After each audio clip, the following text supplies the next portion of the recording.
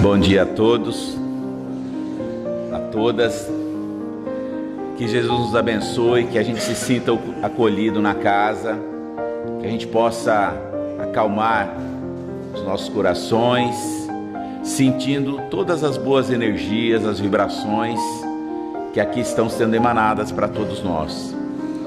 O nosso equilíbrio, a nossa postura favorece muito para que a gente possa assimilar essas benfeitorias, que a gente então continue com esse padrão de vibração, com esse pensamento, com essa firmeza.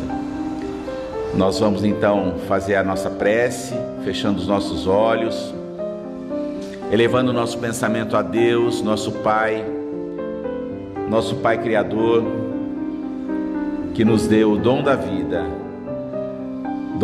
através do qual todos nós fazemos a nossa jornada de experiência, ganhando conhecimento, ampliando a nossa consciência, tendo mais condições de avançarmos no nosso maior propósito, que é a nossa evolução espiritual.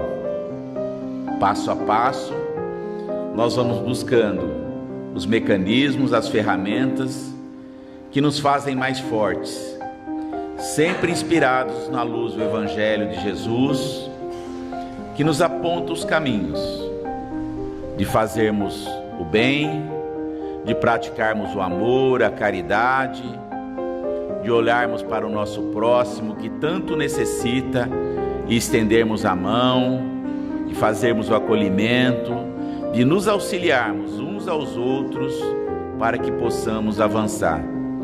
Tudo isso nós somos acompanhados pela espiritualidade.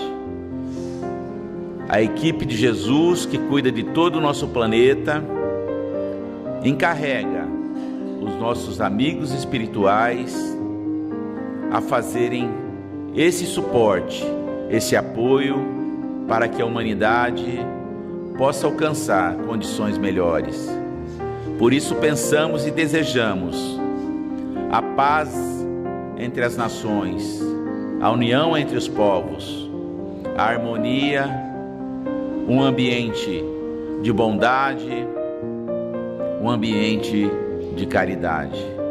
Que todos nós estejamos em paz, em harmonia, com fé e esperança, muita esperança em dias melhores. Que assim seja.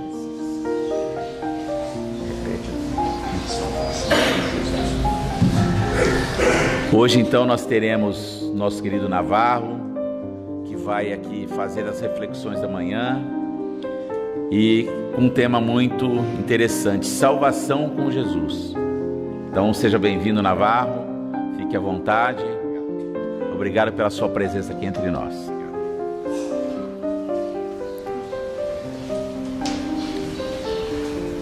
Minhas irmãs, meus irmãos, que o Senhor Jesus nos abençoe. Agradecemos a Jesus a bênção de estarmos uma vez mais aqui no Amigo Germano. Agradecemos ao Israel o convite que nos foi feito em nome da casa, pela oportunidade de trabalho. Quando se fala em salvação, é preciso entender do que se trata no sentido religioso. Salvação no ambiente das religiões é a pessoa conseguir, é o ser conseguir um estado de bem-estar pleno, de felicidade mesmo, depois da existência física. O trabalho das religiões é preparar a pessoa para uma vida futura, além da vida presente, num estado de harmonia consigo mesmo e com a criação, com a natureza.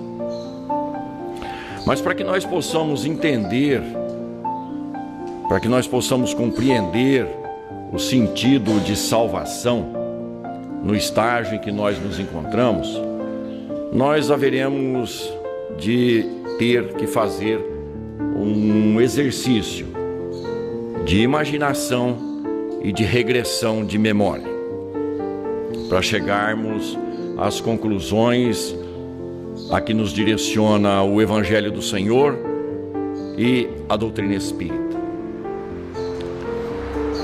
Imaginemos olhando para trás, muito para trás. Estamos olhando há 40, 50 mil anos atrás. Estamos no fim do Paleolítico Superior, adiantando-se para o Mesolítico. E a situação é complicadíssima. Estamos vivendo nas cavernas, estamos vivendo nas grutas, estamos vivendo nos abrigos naturais, enfrentando as intempéries da vida e a vida selvagem. A vida é muito difícil, a vida é dura, é complicada, não há tecnologia de nada, não há nenhum preparo que dê ao homem uma condição melhor de vida. Ele luta ferrenhamente para se proteger, para se defender, para sobreviver. O instinto de sobrevivência da espécie, o instinto de preservação da vida fala alto, e fala muito alto. O homem vive ainda da caça e da coleta. Ele só come aquilo que ele caça e aquilo que ele encontra de alimentos naturalmente oferecidos pelas condições do planeta. E o homem luta contra as adversidades climáticas. A situação é complexa. Ocorre que há 40, 50 mil anos atrás, nós seres humanos começamos a falar. Nós não falávamos até então nas cavernas, nós não falávamos. Nós grunhíamos, nós uivávamos, nós ruminávamos as interjeições, nós gritávamos, nós berrávamos, mas não falávamos. A fala articulada, a fala pensada surge a partir de 40, 50 mil anos atrás. E o interessante, essas informações tanto são da doutrina espírita quanto são da ciência. Essas informações são muito interessantes quando nós ouvimos André Luiz em Evolução em Dois Mundos, porque são consoantes à ciência. O homem começa a falar. Quando ele começa a falar, ele demonstra claramente uma aceleração do seu pensamento e passa a pensar continuamente. Até então, como os animais nos dias de hoje, o homem pensa fragmentadamente. Mas a partir do ambiente da fala estabelecida, o homem já começa a pensar 24 horas por dia, inclusive quando o corpo físico dorme. A atividade psíquica do espírito não termina, não se interrompe quando o corpo dorme. A atividade mental do espírito é constante. André Luiz vai nos explicar que quando nós atingimos o patamar de pensamento contínuo, um fenômeno começou a se dar na nossa natureza. Diante da situação do sono natural, biológico, o homem começou a se desprender do corpo e conhecer o mundo espiritual. Qual o mundo espiritual? Aquele próximo do seu próprio corpo. O homem começou a se desprender do corpo e conhecer uma realidade diferente do que ele tinha. Ele começou a perceber que há uma outra realidade além da realidade física.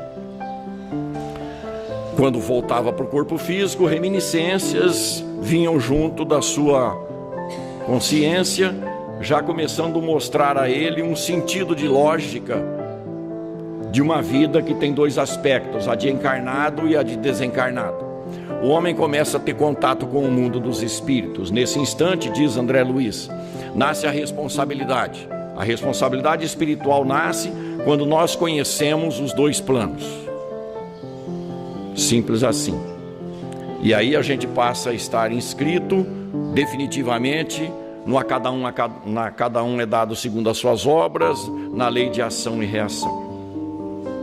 O homem já começa a ter a intuição de que a vida não se extingue com a morte do corpo físico. E a vida é muito difícil. Então sonha ele com um patamar sempre melhor, de uma condição melhor. É da nossa natureza ter esperança, porque nós temos a noção que há uma vida que continua, consequentemente há um amanhã. Então a nossa expectativa, a nossa esperança é de que algo seja melhor amanhã. É a tendência natural dos nossos espíritos quando não estamos adoecidos psiquicamente. Ter esperança, acreditar no amanhã, acreditar no futuro. E agora temos aprendido muito facilmente que nós é que construímos o futuro. Raciocinemos. O homem está enfrentando uma situação difícil, mas ele já sabe, tanto que já está sepultando seus mortos e com alguns rituais. Em alguns lugares as pessoas são enterradas com alimentos, outros com suas riquezas, outros com representações de suas propriedades. Em alguns lugares o homem é sepultado na posição fetal, a indicar que ele vai renascer, seja numa outra vida, seja numa próxima existência aqui, e assim sucessivamente. Os processos de mumificação no Egito eram na tentativa de preservar um corpo para quando o espírito voltasse, tivesse ele aqui um corpo que ele já havia utilizado.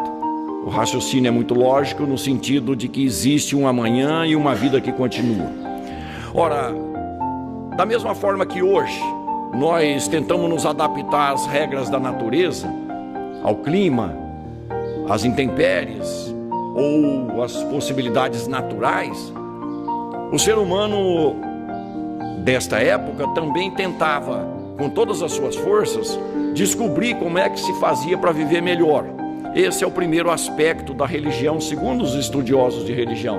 É a religião de integração, onde a criatura tenta se integrar à obra do Criador, onde a criatura tenta entender a fenomenologia, onde a criatura tenta se encaixar num mecanismo que não foi ele que fez. O homem, nessa época, já fazia algumas poucas roupas, algumas instrumentações de caça, algumas instrumentações de uso pessoal, mas ele não fazia a chuva, ele não fazia o vento, ele não fazia as tempestades, ele não fazia brotar frutos nas árvores. Então alguém estava fazendo isso. É a ideia que surge: tudo aquilo que o homem não faz, alguém deve estar fazendo. Rapidamente o raciocínio se transforma, através da imaginação, numa ilustração. Tudo aquilo de bom que acontece em minha vida é feito por seres invisíveis bons. Tudo aquilo de ruim que acontece em minha vida é feito por seres invisíveis maus.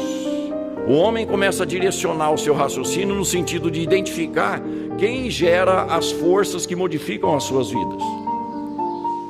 O homem quer descobrir do que se trata. Então agora ele já sabe, fenomenologia existe, não depende de mim. Tem dia que eu dou sorte e acho comida farta. Tem dia que eu dou azar e eu sou comida dos animais. Hoje eu sepulto os mortos, amanhã alguém vai me sepultar. O raciocínio é nessa direção. Então o homem está se integrando à natureza, mas ele já identificou que a fenomenologia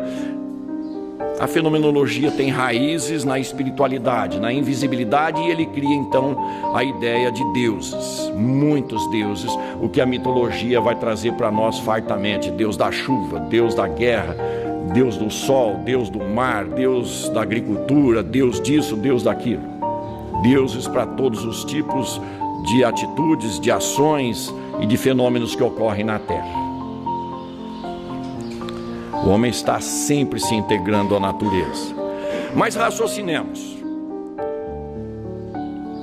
Porque é preciso somar informações. Eu tenho por morada, estamos pensando como há 40, 30, 20 mil anos atrás.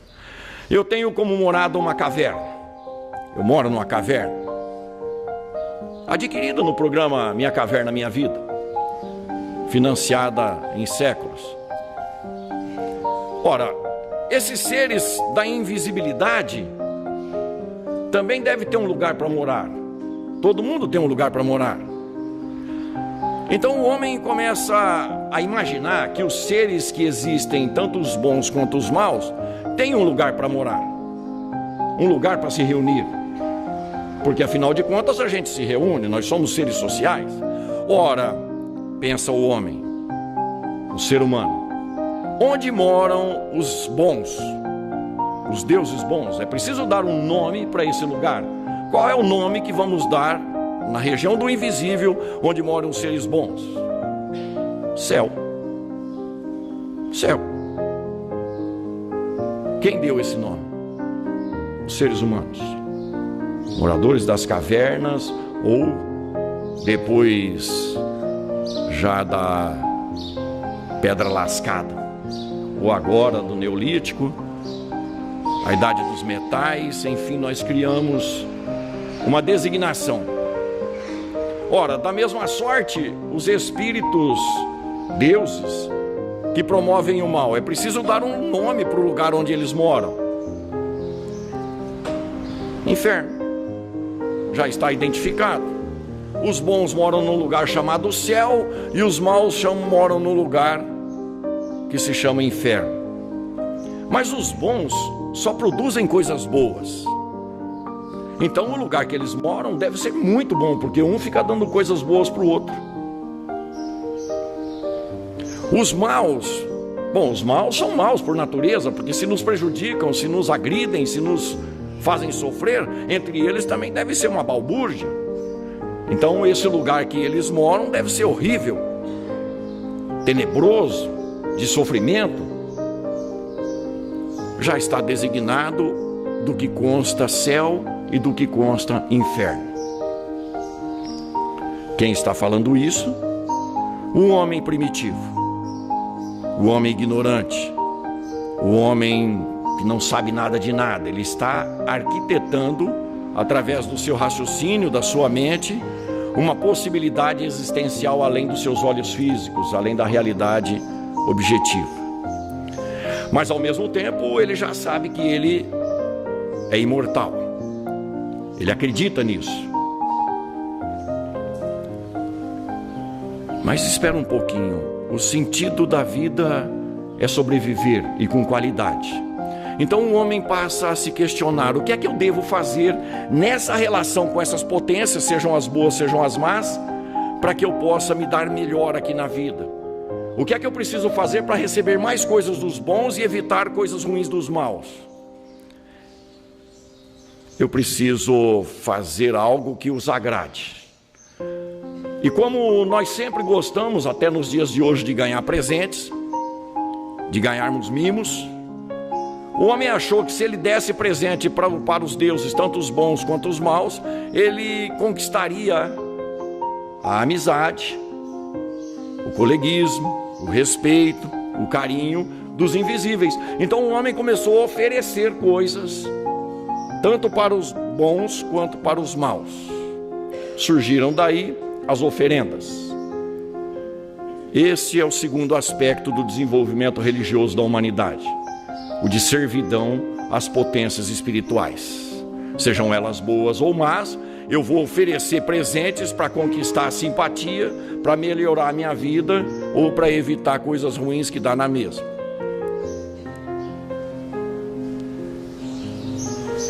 A princípio, presentes pequenos, mas a coisa continua difícil, então nós vamos aumentando a qualidade do presente, da oferenda, até que chega um ponto que o máximo que nós podemos dar são vidas.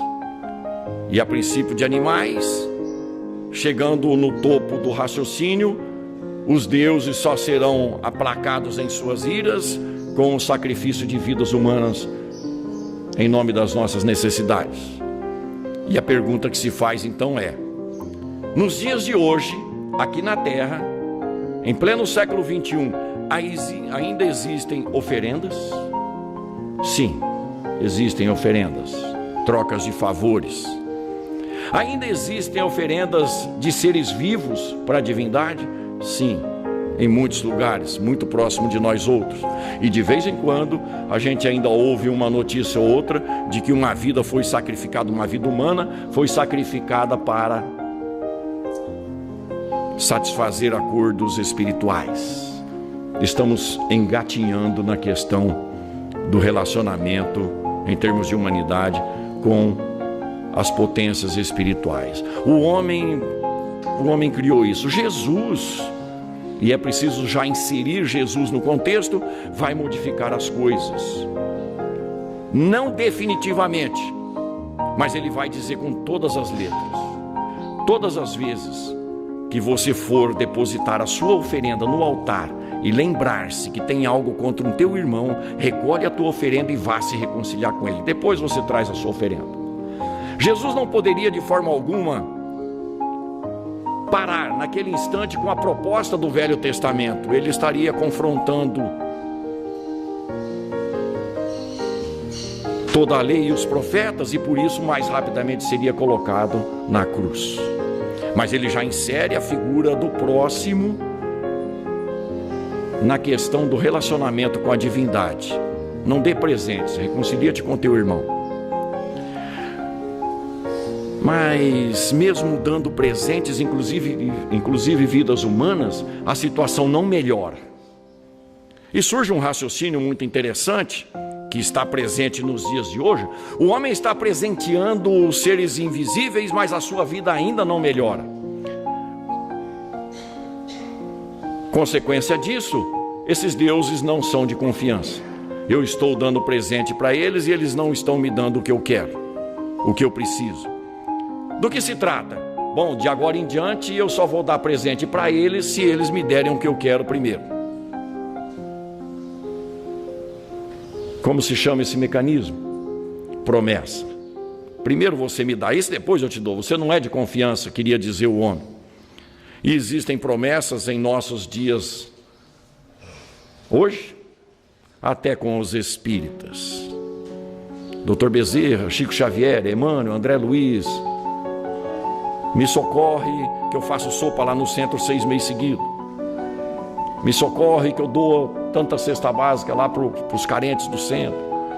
É um mecanismo absolutamente natural em nós, por conta de ter sido trabalhado milhares e milhares de anos. Nós achamos que é preciso dar coisas para a divindade para satisfazê-las. E nós fazemos promessa para Deus: me dê isso que eu vou a Aparecida do Norte a pé. Ou me dê isso que eu deixo de comer carne 6 meses. O que isso muda a essência de Deus, causa primária de todas as coisas?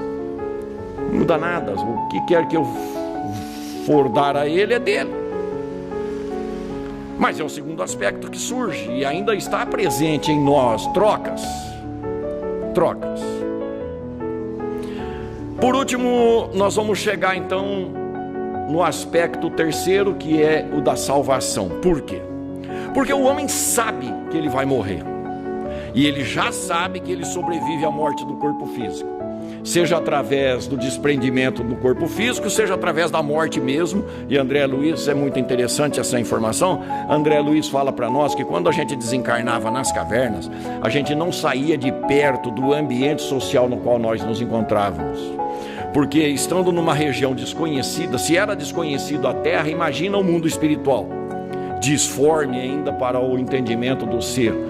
O homem buscava, quando desencarnava, ficar constantemente junto dos encarnados que eram parte da sua vida social, já numa expectativa de retornar.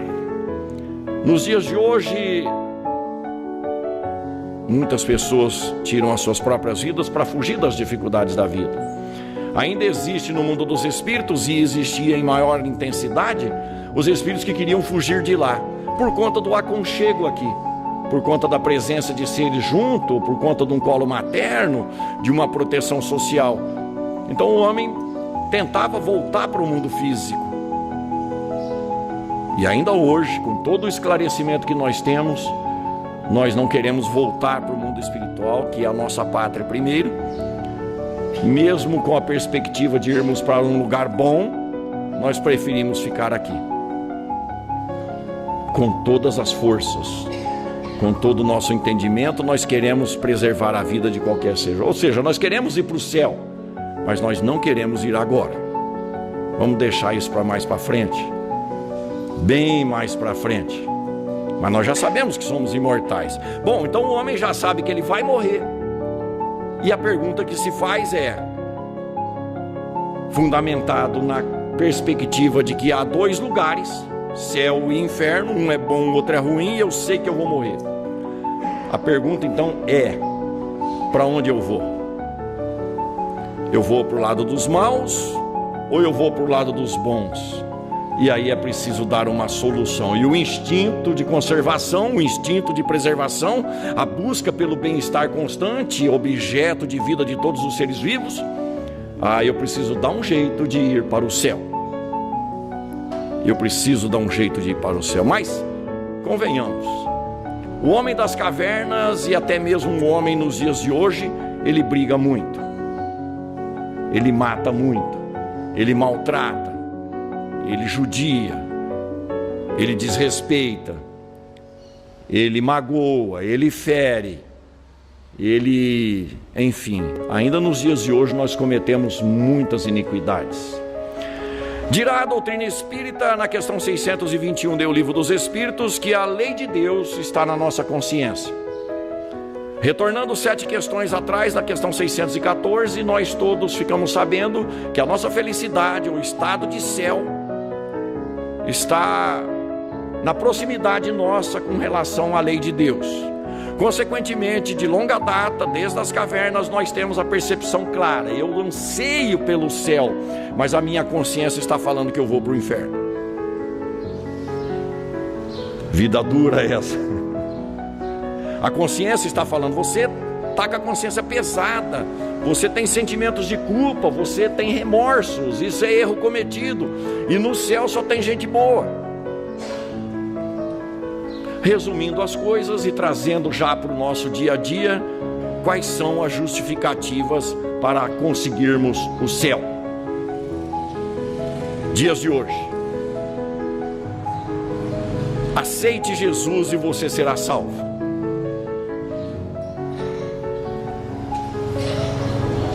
Diria Jesus então no seu evangelho: esse povo me honra com os lábios, mas o coração está longe de mim. Se você for batizado, o céu está garantido. E dizia Jesus: a cada um é dado segundo as suas obras. As prostitutas, as meretrizes entrarão diante de vós no reino dos céus. Disse isso para os religiosos. Jesus sabia que ele ia parar na cruz. Estava lidando com orgulho humano.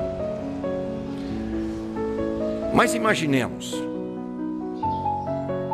um pária social, criminoso, deu sorte de ser batizado, desencarnou o céu. Deu sorte, os pais batizaram ele, então ele vai para o céu. Um homem que não foi batizado, mas é um excepcional homem social, um homem de família, um homem respeitoso e respeitável, mas deu azar, a família não batizou, morreu, vai para o inferno. Tem lógica? Não tem a mínima lógica. Só 144 mil serão salvos. Há quem pense assim, fundamentado em números do próprio livro sagrado. Ora, raciocinemos.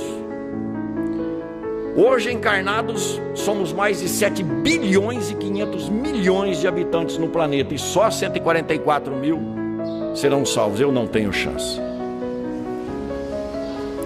Aliás, penso que não vai caber esse povo todo no inferno.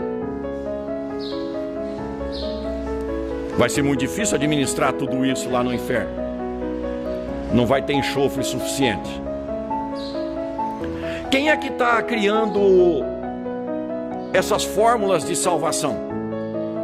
O homem ignorante, que não conhece muita coisa.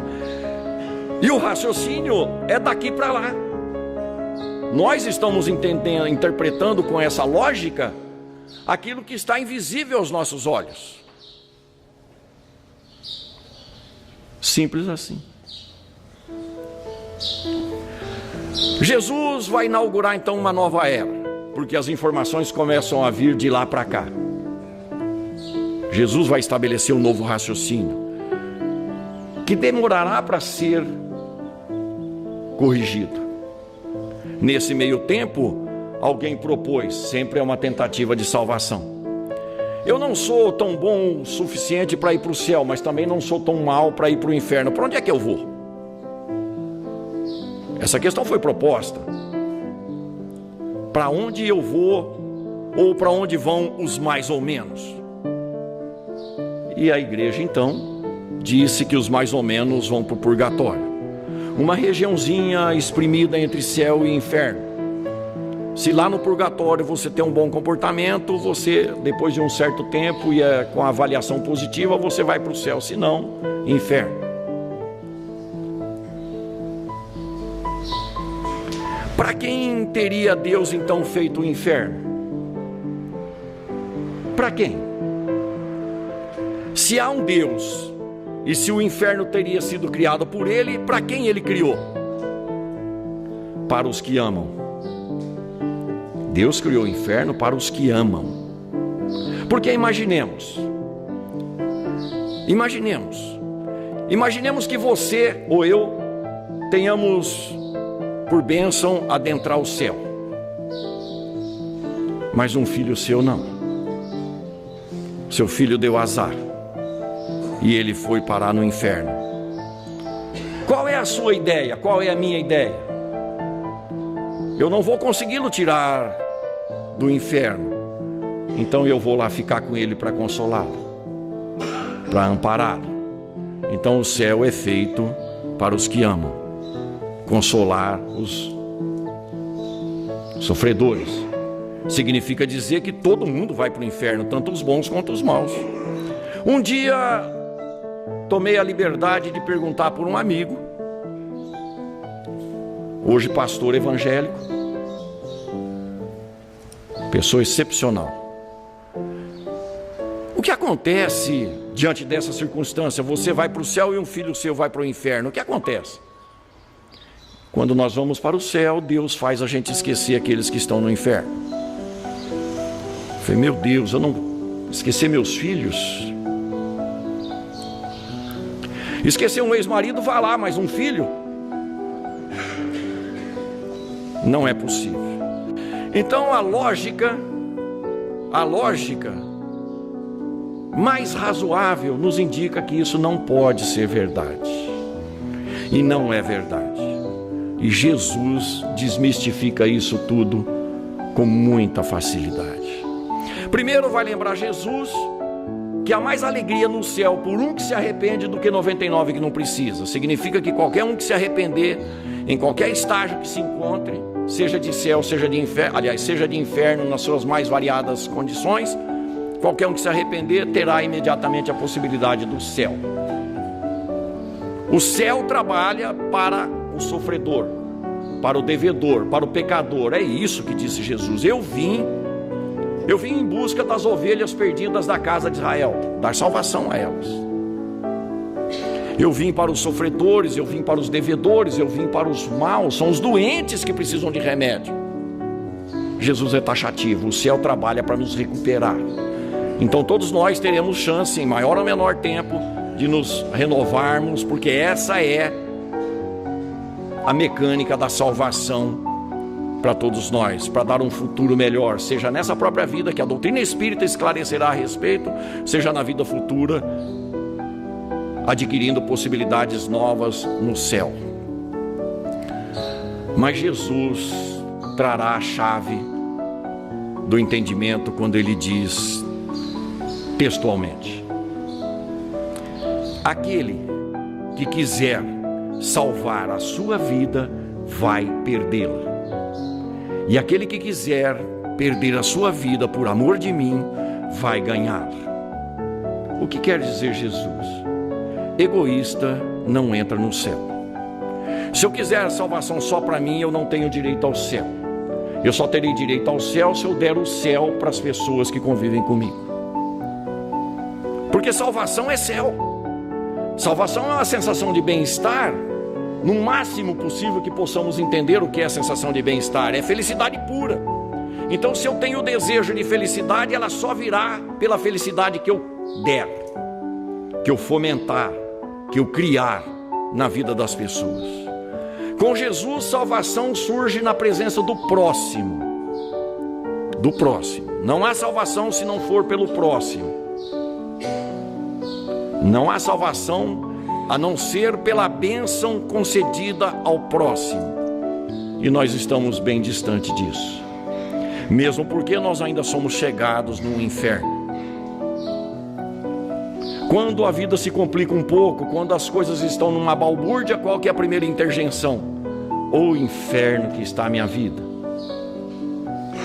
As crianças dão um pouco de trabalho lá dentro de casa, mas que inferno, esse capeta não dá sossego. Alguém causou um certo constrangimento em nós, a gente tem vontade de mandá-lo para o inferno, até aí falta caridade, porque a gente manda ele para o inferno, mas manda logo para o meio do inferno, que é onde está mais quente, tem mais gente. Nós gostamos desse tipo de atitude, de palavreado, de sentimento, e queremos o céu. E Jesus estabelece o céu dentro de nós, a partir das nossas conjunturas humanas, a partir da nossa lógica humana. Jesus vai dizer que céu passa pelo próximo, sempre pelo próximo. Eu só vou conquistar aquilo que eu der. Então, onde começa o céu? Primeiro dentro de mim mesmo. Dirá a doutrina espírita na questão 922 que a felicidade possível de ser vivida aqui na terra, ou seja, o céu que já pode ser conquistado na terra, é relacionado a algumas condições. A posse do necessário, materialmente falando, porque todas as vezes que eu não me adaptar ao mecanismo natural no qual estou envolvido pelo meu projeto reencarnatório com as coisas materiais, eu perco o sossego, eu perco a tranquilidade, eu entro em um estado de inferno dentro de mim mesmo. Então é preciso aprender a lidar com as coisas materiais, diz a doutrina espírita. É o primeiro aspecto da felicidade possível na terra, de ter um céu na terra. O segundo aspecto é justamente o da consciência tranquila. Quanto mais tranquila estiver a minha consciência, mais feliz eu me sentirei. E é por isso que, voltando à questão 614, os espíritos vão dizer que o homem só é infeliz na terra porque está afastado da lei de Deus. À medida em que a gente se aproxima da lei de Deus, que Jesus dirá ser a lei de amor, nós nos tornaremos pessoas mais felizes. Consciência tranquila. Ora, a consciência tranquila é a prática do amor, então, porque se a lei de Deus é de amor, quanto mais eu me aproximo dela, mais tranquiliza a minha consciência, mais eu sou feliz. Simples assim. E o terceiro aspecto da felicidade possível na terra, o céu na terra, a salvação na terra, a confiança no futuro, porque é para lá que nós estamos indo. E o futuro sempre será uma construção daquilo que estivermos fazendo, uma construção resultante daquilo que estivermos fazendo agora. Ora, quem vai dar o céu para mim? Eu mesmo. Da forma como eu lido com a vida, com as forças naturais, com o próximo. E Jesus vai estabelecer então que é preciso perdoar 70 vezes 7 vezes. Quem? O próximo. Que é preciso sempre fazer o dobro. Para quem? Para o próximo. Se alguém te pedir para caminhar 1000 passos, caminhe 2000. Se alguém te pedir a blusa, dá a camisa também. Vai dizer Jesus que é preciso não confrontar o mal, ou seja, não se vingar. Oferecer a face esquerda em quem bate na direita. E vai dizer Jesus ainda que é preciso não repelir aquele que nos pede emprestado. Condição sine qua non para ganharmos um céu. Não repelir aquele que pede emprestado significa, nos dias de hoje, não necessariamente, talvez sempre, não necessariamente dar coisas materiais quando são pedidas emprestado, não. Mais do que isso, as pessoas hoje pedem emprestado de nós outros um pouquinho mais da nossa atenção. Nós que estamos todos perdidos com esses celulares nas mãos, conversando com quem está longe, não estamos dando atenção para quem está perto. Nós que vivemos com essa tecnologia extraordinária, que nos permite uma interação social virtual, estamos esquecendo da factual. E isso faz muito mal, porque sentamos à mesa, hoje é dia. Prestem atenção na casa de vocês, porque já fiz isso na minha. Estamos reunidos numa mesa de almoço de domingo, onde se reúne a maior parte dos membros da família, e uma grande parte, para não falar a maior parte, está se relacionando naquele instante da comida com o virtual, esquecendo de quem está presente. E olha que nós ansiamos para ser felizes, por ser felizes. Alguma coisa está errada.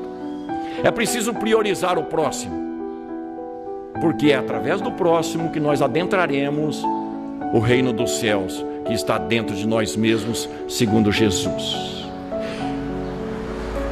Fácil concluir com Jesus que fora da caridade não há salvação.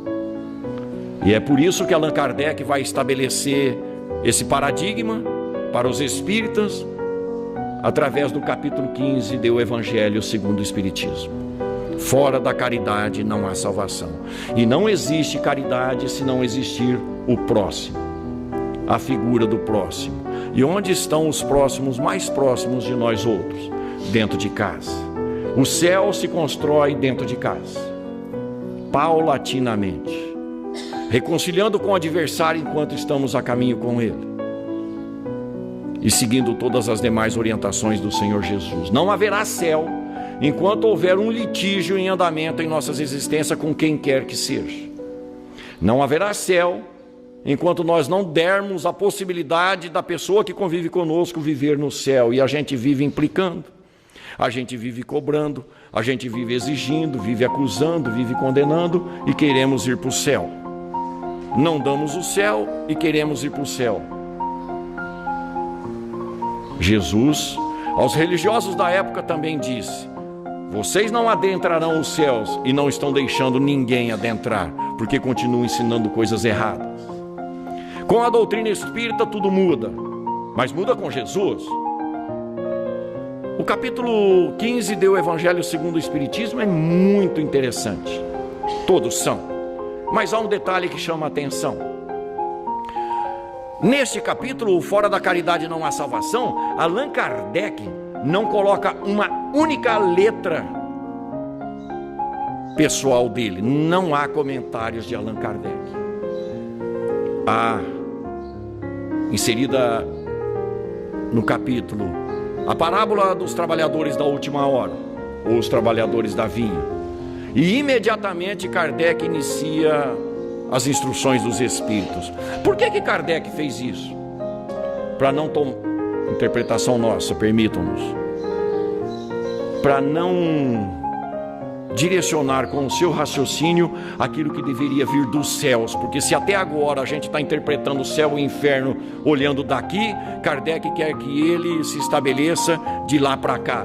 Daí Kardec criar a obra O Céu e o Inferno, porque quem fala de céu e inferno em melhores condições, com conhecimento de causa, os espíritos desencarnados que habitam o céu, que habitam o purgatório e que habitam o inferno, e todos eles são unânimes. Céu é o próximo. A chave do céu para você é o próximo. Nós espíritas temos a possibilidade de entender isso fartamente, porque as instruções dos espíritos do capítulo 15 são esclarecedoras, e nós nunca poderemos alegar desconhecimento, nunca, em função daquilo que já aprendemos. Mas se tivermos alguma dúvida, é só ir lá neste capítulo 15 para descobrirmos que fora da caridade não há salvação. Só isso. Aliás, perdão, preciso fazer uma corrigenda. Dever de consciência. Essa questão do capítulo 15, as orientações existem sim de Kardec, não existem no capítulo 20, que é os trabalhadores da última hora, o direcionamento. Kardec trabalha o termo da caridade. Nosso anjo da guarda deve estar brincando aqui com o nosso entendimento para a gente fazer a correção. Mas no capítulo 15 fica muito claro o que é que nós precisamos fazer aqui na Terra. Lembrando ainda que no capítulo 20, e daí a nossa rememoração, no capítulo 20 que vai surgir a obrigação nossa de cada dia, quando Kardec traz para nós como instrução dos espíritos, não só como se identificam os obreiros do Senhor, que serão aqueles que vão construir o céu na terra, o céu na terra que começa com o mundo de regeneração, quanto vai falar também da missão dos espíritas diante desse panorama todo.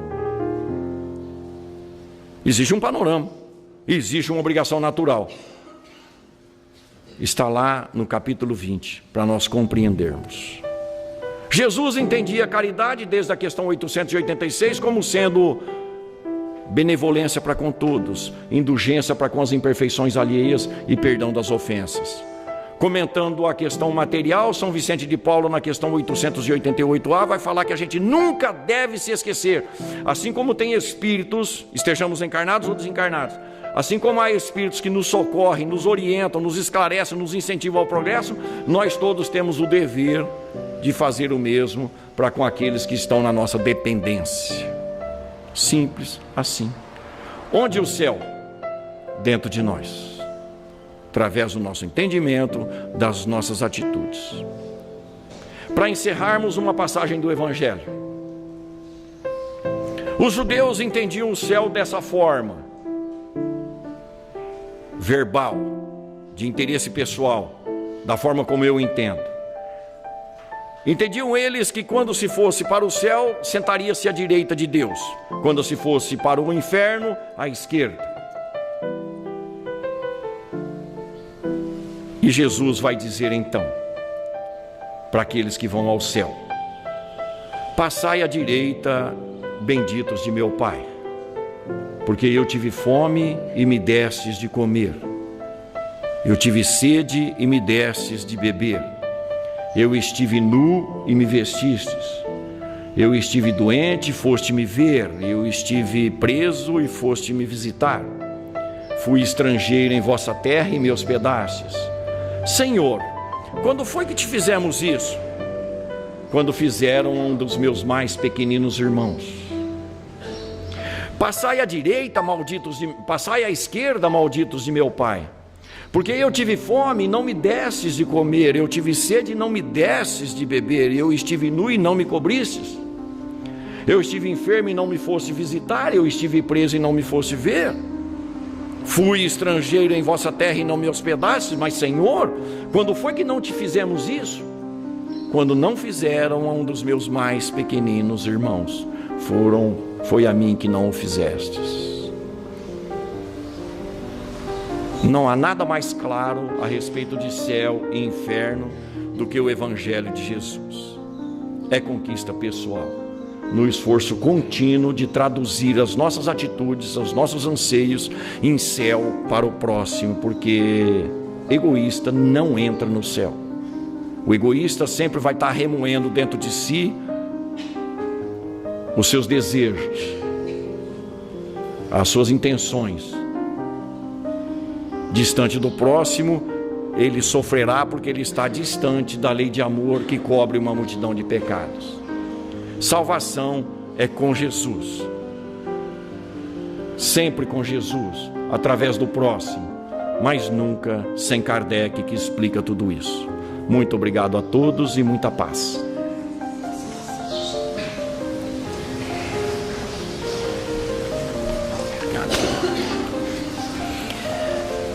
Então, com esses momentos importantes de reflexão, vamos fechar os nossos olhos, agradecendo essa oportunidade e olhando para dentro de si, cada um de nós buscando esse reconhecimento interno de que todos fomos criados por Deus e que todos nós temos os nossos compromissos, alertados que somos pela espiritualidade e pelo Evangelho, de que o nosso próximo é o nosso alvo maior.